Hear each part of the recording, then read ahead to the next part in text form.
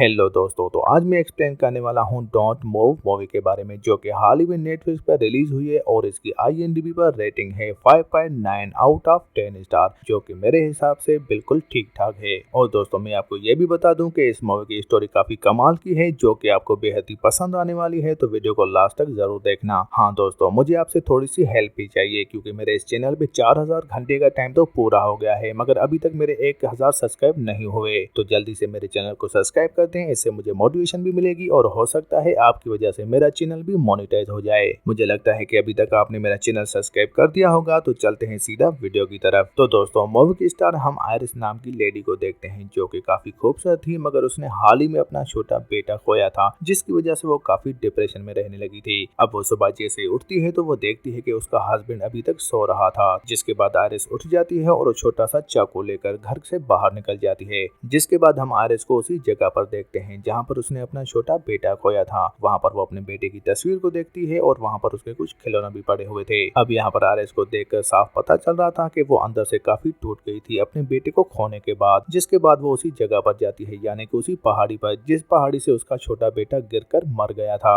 अब आयरिस उस पहाड़ से कूदकर अपनी जान देने ही वाली थी, तभी वहाँ पर एक स्ट्रेंजर बंदा आ जाता है, जिसका नाम माइकल था। अब माइकल वहाँ पर एरिस से कुछ बातें करने लगता है, मगर एरिस उसे कहती है कि मुझे बात करने का कोई इरादा नहीं। पर तभी वहाँ पर माइकल उसे कहता है कि मैं तुम्हें रोकूंगा नहीं, अगर तुम कूदना चाहती हो, सुसाइड करना चाहती हो तो कर लो, मुझे कोई फर्क नहीं पड़ता। मगर फिर बाद में वो उसे अपनी कहानी सुनाता है। माइकल एरिस को बताता है कि जब वो कॉलेज में था तो उसके पास एक बढ़िया सी गाड़ी थी और वो अपनी गाड़ी को काफी पसंद करता था और वो अक्सर ही लॉन्ग ड्राइव पे जाया करता था। मगर एक बार वो जब जा रहा था तभी उसका एक्सीडेंट हो गया। मगर तभी वहाँ गाड़ी में माइकल अकेला नहीं था, उसकी गर्लफ्रेंड भी उसके साथ थी, जो कि मर गई थी। अब माइकल की कहानी सुनकर एरिस को भी काफी दुख होता है और वो माइकल से कहती है कि मुझे तुम्हारी गर्लफ्रेंड की मौत का काफी दुख है। जिसके बाद माइकल वहाँ से चला जाता है और यहाँ पर हम एरिस को देखते हैं, जो वहाँ से सुसाइड नहीं करती और वो भी अपनी गाड़ी की तरफ निकल जाती है। मगर जैसे एरिस अपनी गाड़ी के पास आती है तभी वहाँ पर माइकल की गाड़ी भी खड़ी थी, जो कि एरिस की गाड़ी के बिल्कुल पास ही खड़ी थी। अब यहाँ पर एरिस अपनी गाड़ी का डोर ओपन करके जैसे ही गाड़ी में बैठने लगती है तो उसे वहाँ पर काफी मुश्किल हो रही थी। तभी यहाँ पर माइकल एरिस से सॉरी बोलता है और अपनी गाड़ी से नीचे उतरकर एरिस के पास आता है और जैसे ही वो एरिस के पास आता है तभी वो उसको जोर से झटका देता है, जिससे एरिस वहाँ पर बेहोश हो जाती है। जिसके बाद माइकल उसको बांधकर अपनी गाड़ी में बिठा देता है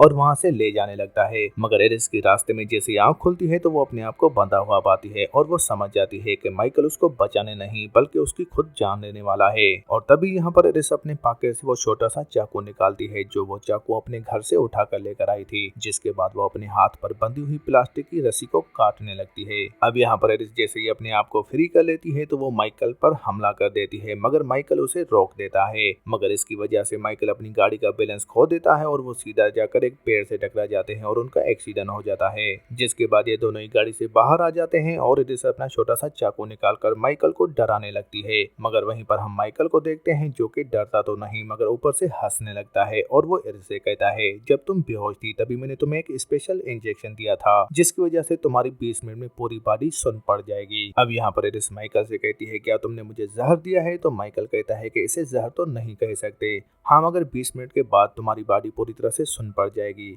बस तुम सुन सकती हो और देख सकती हो, बाकी तुम बोल नहीं सकती और ना ही मूव कर सकती हो। और दोस्तों, इसी लॉजिक की वजह से इस मूवी का नाम डोंट मूव है। अब ये सुनकर एरिस काफी डर जाती है और वहाँ से भागने लगती है, मगर वहीं पर माइकल उसे चिल्ला के बोलता है कि तुम यहाँ से भाग नहीं सकती, क्योंकि 20 मिनट के बाद तुम्हारी बॉडी पूरी तरह से सुन पड़ जाएगी, जिसके बाद मैं तुम्हें ढूंढ लूंगा और तुम पूरी तरह से मेरी हो जाओगी। अब यहाँ पर एरिस उस जंगल से बस भागे जा रही थी और हम यहाँ पर देखते हैं कि उस इंजेक्शन का असर होने लगा था। सबसे पहले तो एरिस की उंगलियां काम करना बंद कर लेती हैं, जिसके बाद उसकी एक टांग भी ठीक से काम नहीं कर पाती। और वहाँ दूसरी तरफ हम माइकल को देखते हैं, जो कि अभी भी एरिस का पीछा कर रहा था, जिसे देखकर एरिस एक जगह पर छुप जाती है और माइकल उसे ढूंढ नहीं पाता। मगर तभी यहाँ पर एरिस अपने सामने एक नदी को देखती है और उसमें चली जाती है, जिसे देखकर माइकल उसे चिल्ला के बोलता है कि तुम नदी में डूब जाओगी, तुम्हारी मौत हो जाएगी। मगर नदी का बहाव इतना तेज था कि एरिस वहाँ से दूर चली जाती है, जिसके बाद वो नदी के एक किनारे पर आ जाती जाती है और अपनी घड़ी में देखती है कि 1 मिनट बचा हुआ है, यानी कि वो 20 मिनट के बाद भी हिलडुल नहीं पाएगी, बिल्कुल भी मूव नहीं कर पाएगी, उसकी बॉडी पूरी तरह से सुन पड़ जाएगी। अब उस 1 मिनट में उसे थोड़ा सा दूर जाना था।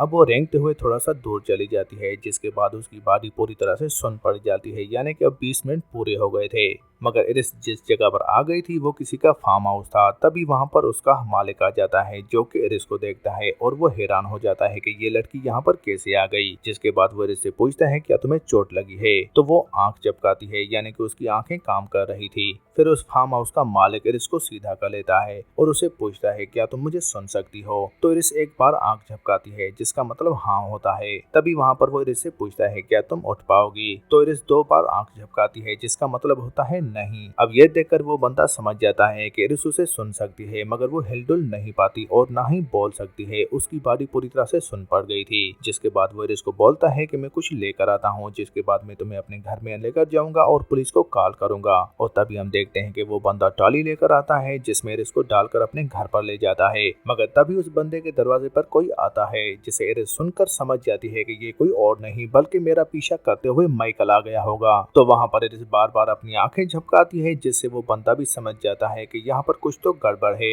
जिसके बाद वो बूढ़ा आदमी जैसे ही जाकर दरवाजा खोलता है तो वहाँ पर और कोई नहीं बल्कि माइकल ही था, जो कि उस बूढ़े आदमी को बताता है कि मैं अपनी वाइफ के साथ जा रहा था, तभी मेरी कार का एक्सीडेंट हो गया है और मेरी वाइफ काफी बीमार है, उसकी दिमाग की हालत ठीक नहीं और अब वो मुझे मिल भी नहीं रही। अब ये सुनकर वो बूढ़ा आदमी माइकल से कहता है तुम बाहर ही रुको, मैं जाकर पुलिस को कॉल करता हूँ और मैं तुम्हारे लिए मदद मंगवाता हूँ। मगर जैसे ही वो बूढ़ा आदमी घर के अंदर आ जाता है, तभी वो अपने पीछे देखता है कि माइकल भी उसके घर के अंदर आ गया था। जिस पर वो बूढ़ा आदमी माइकल पर काफी गुस्सा होता है और उसे कहता है कि मैं तुम्हें बाहर रुकने को कहा था। मगर माइकल उसकी एक भी नहीं सुनता और वो बूढ़े आदमी से बातें करते रहता है और पूरे घर में इधर उधर देखने लगता है। तभी वो अपने सामने उस घर में उस टाली को भी देखता है, जिसे देखकर माइकल समझ जाता है कि जरूर इस बूढ़े आदमी ने एरिस को इसी टाली पर बिठाकर घर में लेकर आया होगा और कहीं न कहीं उसे छुपा दिया होगा। अब यहाँ पर माइकल रोने लगता है और वो बूढ़े आदमी से कहता है कि मेरी वाइफ की दिमागी हालत ठीक नहीं, जिस वजह से उसका पूरा शरीर सुन पड़ जाता है। अब ये सुनकर वो बूढ़ा आदमी माइकल को सच बताने ही वाला था, तभी माइकल की फोन पे कॉल आती है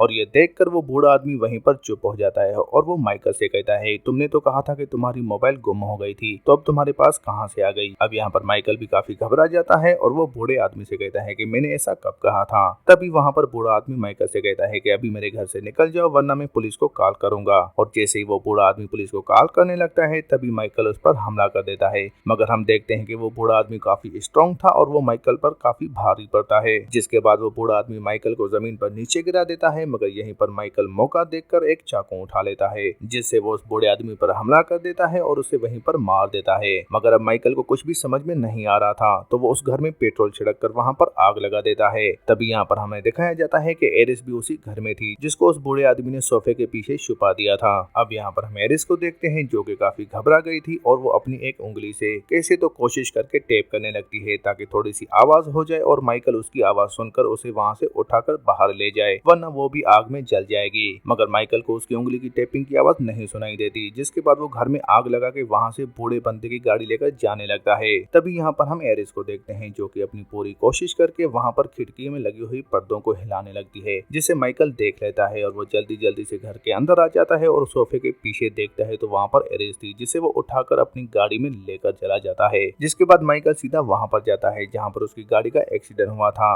मगर तभी वहाँ पर पुलिस भी आ जाती है, जो कि माइकल से पूछती है कि यहाँ पर क्या हुआ था। तो माइकल उस पुलिस वाले से झूठ बोलता है और वो कहता है कि मेरी वाइफ ने काफी ज्यादा शराब पी ली थी और उसी वजह से हमारा एक्सीडेंट हो गया। जिसके बाद वो पुलिस ऑफिसर एरिस के पास जाकर उससे पूछताछ करने लगता है। अब यहाँ पर एरिस तो बोल नहीं सकती थी, मगर वो कैसे तो कोशिश करके थोड़ा कुछ बोलने लगती है। मगर तभी यहाँ पर हम देखते हैं कि माइकल मौका देखकर उस पुलिस वाले पर हमला कर देता है और वहीं पर उसे मार देता है। जिसके बाद माइकल वहाँ से गाड़ी में बैठकर चला जाता है और सीधा एक नदी किनारे जाता है, जहाँ पर वो एरिस को घसीटते हुए एक छोटी सी बोट में बिठाता है और नदी के बीचों बीच लेकर जाता है। पर अब यहाँ पर हम एरिस को देखते हैं, जिसकी हालत पहले से बेहतर थी और तभी वो देखती है कि माइकल के पास एक चाकू और गन है और वो थोड़ा अपना दिमाग लगाती है और वो माइकल से कहती है, क्या तुम मेरी जेब से मेरे बच्चे का खिलौना निकाल सकते हो। अब ये सुनकर माइकल एरिस से कहता है, क्या तुम्हारी ये आखिरी इच्छा है। जिसके बाद वो एरिस के पास जाता है, मगर जैसे ही वो उसकी जेब में हाथ डालता है तभी यहाँ पर एरिस को मौका मिल जाती है और वो चाकू निकाल के माइकल की गर्दन में लगा देती है, जो कि उसकी गर्दन के आर पार हो जाता है